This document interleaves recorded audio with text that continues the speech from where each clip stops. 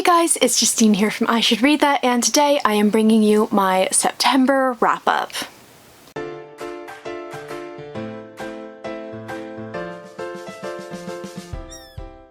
I think September, in terms of the number of books read, was my worst month of the year. I kind of got myself into a little bit of a panic. If you've seen my September TBR video, I had 36 books on that TBR, a lot. And I just kind of like had a big panic about what I was gonna read, so I just didn't really read that much, which is quite unfortunate. But I really enjoyed the majority of the stuff that I did read in September. There was one big miss, but other than that, I really enjoyed September's reading. I read a total of 7 books. Having a look at the stack that I've got here, I actually only read 2 of my owned books that I bought for myself, and the rest were actually review copies, whether from NetGalley in terms of audiobooks or physical proof copies. So that's actually pretty good in terms of my panic. I've got my little assistant coming to join me here. So yeah, it was an okay month. I think the fact that I was knitting so much really ate into my reading time, but we are going to try to amend that in the month of October and read some more audiobooks. So yeah. There's Tiny Dax. Come to help me out with the books. Oh no, we've got Big Sophie too. Oh, a fight's gonna break out. Hold on. Oh, a rare appearance by the beautiful Sophia, who sees her sister and is not happy about it. She's gotten real grumpy about Dax lately. I think because she's still, although she's doing great, is still quite unwell. I know. You scared her right off though. You okay? Did Sophie go beat you up? I'm sorry. I love them so much, but they are slightly ridiculous. Anyway, the first book that I read this month was Orphea by Joanne M. Harris. I talked about this a little bit in my one reading vlog that I did this month, which I will go ahead and link above. I love these novellas from Joanne Harris. They are sort of adaptations of various child ballads, which are a collection of English folklore that were passed down, I believe, as an oral tradition. And I think they're quite lesser known, so I really enjoy these. Pocket Full of Crows is the first one, the second is The Blue Salt Road, and this is the third. And these are all really lovely editions. They're all really wonderfully illustrated as well, and as I say, they're all retelling. So this one felt a little bit more familiar than the other two, which are much more just like straight up fairy tales. This one follows a woman whose 21-year-old daughter has died, and through a series of circumstances, she believes that her daughter has been taken away by the Fae into the underworld. So she is going to go... My assistant is back. They've stopped fighting. So she is going to go and enter sort of London below almost, and enter the land of the Fae and try to retrieve her daughter. This is beautiful. This is wonderful. I would definitely say if you are a mum, you would perhaps maybe stay away from this if kind of that intense grieving for the loss of your child is something that might bother you, because that's the whole point of the story. It's kind of how far one woman will go in order to save her child. It's a beautiful book. I really love this one, and I would highly recommend it, as I would recommend all of her child ballad novellas. So I gave this 4.5 out of 5 stars. Next up, I read The Memory Police by Yoko Ogawa. This is a book that's translated from Japanese, and it is one that I've had on my radar for a little while. I believe my friend Angela from Literature Science Alliance, who is a terrible influence on my TBR, read this and really enjoyed it, so that's kind of what put it on my radar. I ended up picking it up, and I love this. It's absolutely fabulous, but I don't think it'll be for everyone. So basically, this is a very quiet dystopian tale. It has some kind of shades of 1984 in terms of the way that people react to this dystopia that they are in. People are very accepting. They just kind of go along with whatever the government tells them, which is kind of terrifying in its own right. So in this book, we follow a young novelist who's living on this island, and on this particular island, when a thing disappears, the entire concept of that object disappears. So there's this institute called the Memory Police that basically declares whatever object no longer exists, everyone goes out and gets rid of that object. Say, for example, one of the small things at the beginning she talks about is ribbons. Ribbons no longer exist. Everyone burns them, throws them in the river, and no one can quite remember what the concept of a ribbon is. So she discovers that her editor may be in trouble with the memory police because they do tend to also take people away as well, and so she decides she's going to try to help him. This is a very quiet book. If you are looking for something that has a really strong plot that is going to answer a lot of the questions that it lays out, this is not the book for you. Instead, this is basically just a very dreamy snapshot of what life on this island is like, following this one particular woman. I thought this was fabulous. I really, really loved it. Again, I don't think it's going to be for everyone. You should check out the Goodreads reviews if you're interested in reading this book, because I feel like you get a really good sense of what elements are going to work for you and what aren't. So I actually gave this 4.5 out of 5 stars. I thought this was fabulous. This is one of my favorites of the year. So next I did a combination of reading the physical book with the audiobook. The audiobook I received from NetGalley. The physical book I decided to buy for myself, which I'll talk about in a second. This is Raybearer by Jordan Ifueko. No doubt if you are part of sort of YA booktube and the YA community, you have heard of Raybearer. It is the debut novel from this author, and it is I believe a West African inspired fantasy, and it is fabulous. It is so good, and I feel like I'm a little bit jaded when it comes to YA fantasy these days, because when I enjoy it, I love it, but I'm finding the books that I really love few and far between, because I feel like there is a little bit of a sense of sameness with YA fantasy, and if that's your jam, that's amazing because you know what you're gonna get. But I have been looking for books that are a little bit different, that kind of step outside the box, and I think Raybearer does that. This book follows a girl named Tarisai, and she is the only daughter of the lady, who's this kind of mysterious figure who sort of floats in and out of her life.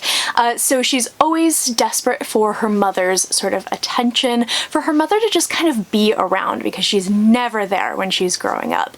And when she becomes a teenager, her mother tells her that she has a mission. She is going to go to the capital city and become a member of the prince, the heir's council. And when she sort of connects with him and his council, basically this incredibly close circle of friends who are bonded by magic, she is going to kill him, and she is being magically compelled to do this. She must do this. However, this is going to be Tarisai's only opportunity to really have a family, to make friends in her life, and she wants to rebel against her mother's orders. This book is incredible. It's absolutely wonderful. Some of the things that I really enjoyed about it is the sort of cinnamon roll prince, who is absolutely not what I was expecting whatsoever. The love interest was a really, really lovely character, although I had some issues with him at certain points. I loved Tarisai as a really, really mature feeling character, someone who I could really believe, although she still had those elements of youth because she is a teenager. And this world is absolutely incredible. The magic with the Ray, the kind of the magic that connects this council to the heir to the throne, it sort of bonds them on a mental level, so they can sort of communicate through this ray without speaking. They can feel each other nearby, and there is this thing called council sickness, where if you are separated from other members of the council, you get very, very physically ill. It's just an incredible concept, and it's a wonderful, wonderful story of family and friendship and sort of making decisions for yourself and breaking away from your destiny. I would so highly recommend this. This is another favorite of the year. I thought it was just incredible. The one thing that I will say, I don't know why, I really struggled with the audiobook at first, which is funny because the narrator is amazing and it's an amazing story that translates really well to an audiobook, but for some reason it felt like I was missing something. I started the audiobook like 3 times and I just couldn't get there. So I ended up just breaking down and buying a copy of the book. I started it that way, and then I went back and forth with the audiobook and the physical book, and that was a really, really good way for me to go. I gave this 5 out of 5 stars. It's just amazing. The next book that I read, I loved. I fully expected to. I'm not in the least bit surprised that I love this. This is The Trouble with Peace by Joe Abercrombie. I did a review for the first book in this series last year, which I'll link up above. I love this, unsurprisingly. I love his books. He's one of my absolute favorite authors, although I do have to finish up his books because I haven't read all of them. But this is just fabulous grimdark. He's so funny. They're so bloody and violent, and the political backstabbing in this is incredible. I don't want to say too much about it because it's a sequel, but all of these books take place in a particular world called the First Law world. I talk in my review about whether or not you have to read the First Law trilogy in standalones before you get to this trilogy, which is a popular question. You can go ahead and check out everything there. I gave this 5 out of 5 stars. I thought it was brilliant, amazing, fabulous. The character arcs are great. The characters themselves are amazing and complex and layered. The story was incredible. It's just good. It's great. The next book that I read is actually a little bit different. This is a non-fiction book, and it's actually a true crime book. So this is Killing for Company by Brian Masters. I talked in my most recent vlog about the fact that I am definitely a person who has a very serious interest in true crime, but with a little bit of a caveat. Having gotten really into true crime podcasts, I feel like I have an interest in true crime, but also am very uncomfortable with the way that it is talked about sometimes. So reading this book, which was written in the 80s, was a very interesting experience. So this book follows the life, the crimes, and the subsequent imprisonment of Dennis Nielsen, who is a very famous British serial killer. He murdered, I think it was 16 men in London in the 1970s and 1980s, I believe. So this book goes into his life, his childhood, kind of what might have sparked this instinct to kill. It goes very in detail into his crimes, as true crime books do, and it talks about his trial and his imprisonment, which is all well and good. It is great. It was very informative, really well written. I really enjoyed a lot of that, but the only thing I was a little bit uncomfortable with, and if you have read lots of true crime, please let me know if this is a thing, if this has maybe been something that's been changing, that's been talked about a lot. It was very sympathetic to him. I mean, I understand kind of the loner aspect and feeling like you don't fit in. Lots of people feel that way, but they don't, you know, kill and dismember 17 men and then flush them down the loo. So a lot of this book was created through Dennis Nielsen's own words, because he was very open with the author when he was alive, when he was in prison. He's died in the past 5 years, I think. And so you get him describing his own crimes, him describing the murders, you know, from his own perspective, and I found a lot of that quite unsettling because it did lend him a very sympathetic air, and I don't really love that. One of my big problems with true crime and kind of like the sort of amateur, non-journalistic podcasts and things like that, some of which I love. I'm a big fan of Red Handed, which is my #1 recommendation if you're looking for that sort of thing. My issue with a lot of them is the sort of over-fascination with the killers, forgetting the victims' names, sort of the victims becoming almost passing objects in the fascination of the killer, and I just find a lot of that really uncomfortable, and I think that some of that came through in this book. So yeah, I'm really up in the air about this one. I ended up giving it 4 out of 5 stars because it is a very well written book. It is an excellent book, but I do think that maybe it's because of the time that it was written in, maybe that's just how true crime books kind of work. I didn't feel like it was sensationalized, which was my big worry. It just felt like it was a little too sympathetic.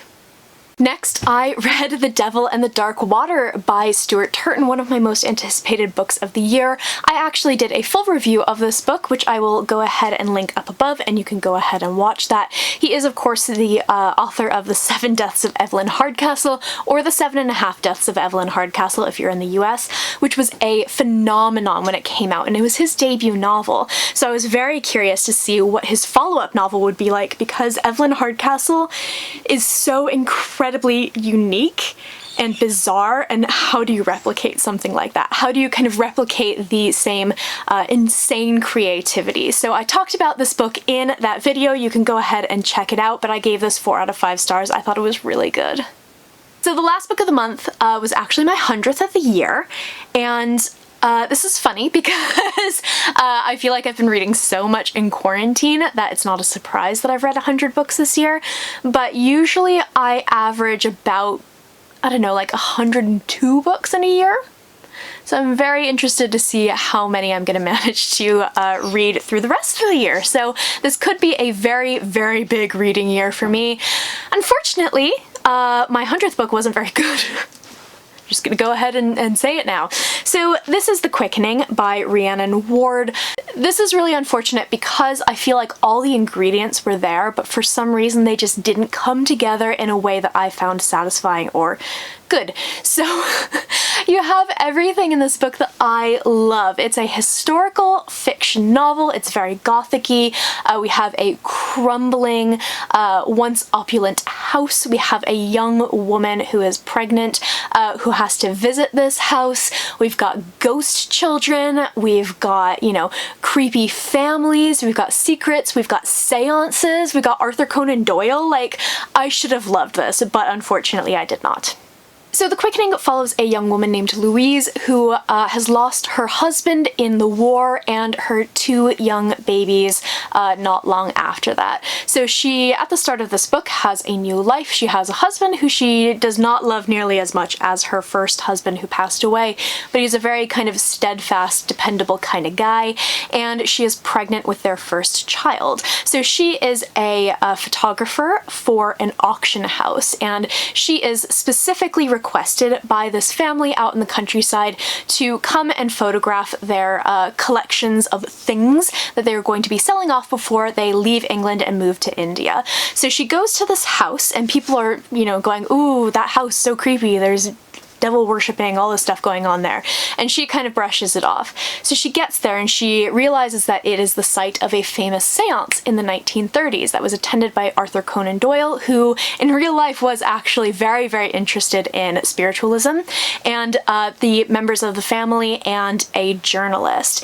And in this seance, the medium sort of makes all of these crazy declarations about a curse, and all the sons born in this house will die and all of that good stuff. So the family did indeed lose all of their sons in the war, and it's just a very sad place. They're moving off to India to start a new life.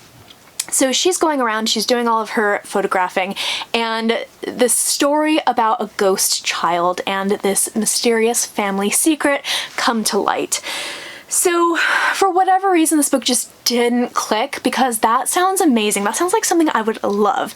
I was very, very interested in this because I had just assumed that I would love it. It would be a really good spooky October read, but it wasn't for me. I thought that there were a lot of plot holes in this. There were a lot of things that didn't get answered that I think should have been answered. The story itself was a little bit lackluster and sort of fell flat when we were getting the resolution. And also I thought Louise, the main character in this, was really, really flat and incredibly unlikable, which is a shame. So I gave this 2 out of 5 stars.